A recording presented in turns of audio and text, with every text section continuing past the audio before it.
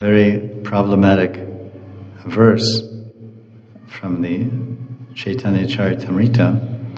And if you read that chapter where it appears, I believe it's in Madhya Lila, and there's a verse before that, because generally the way Lord Chaitanya or the six Goswamis like Jiva Goswami and Sandarbha or Krishna's Kaviraj, their style of preaching is that they speak in their own language, Bengali or Sanskrit, and Jiva Goswami's Krishna's Kaviraj, he wrote the CC in Bengali to make it easy for all the Gaudiyas.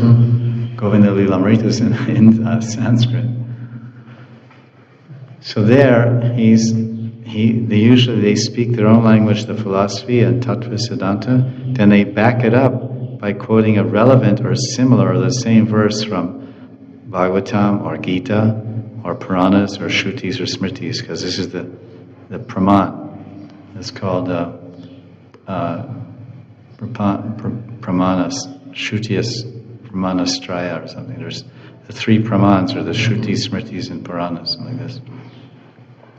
So the original verse, which he is following, is a Sanskrit verse written by his Shiksha Guru, Rupa Goswami.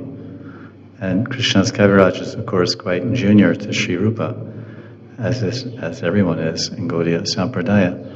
So he concludes every chapter, Rupa Raghunatha Pade.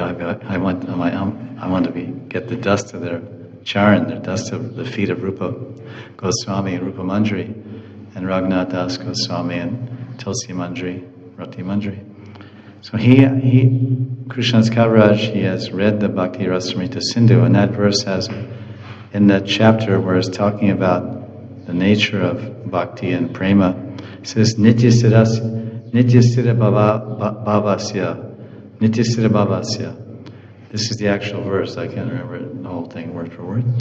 And the Bhakti Rasamrita Sindhu. Then the next verse, or two or three verses later, Krishna's Kaviraj writes this verse, which most people know, in Bengali, which is the same thing in Bengali, taking the Sanskrit to show where it comes from for his audience of Bengali Gaudiya Vaishnavas, and then putting it in the common vernacular of local Bengali so they could all understand what he's saying in Sanskrit.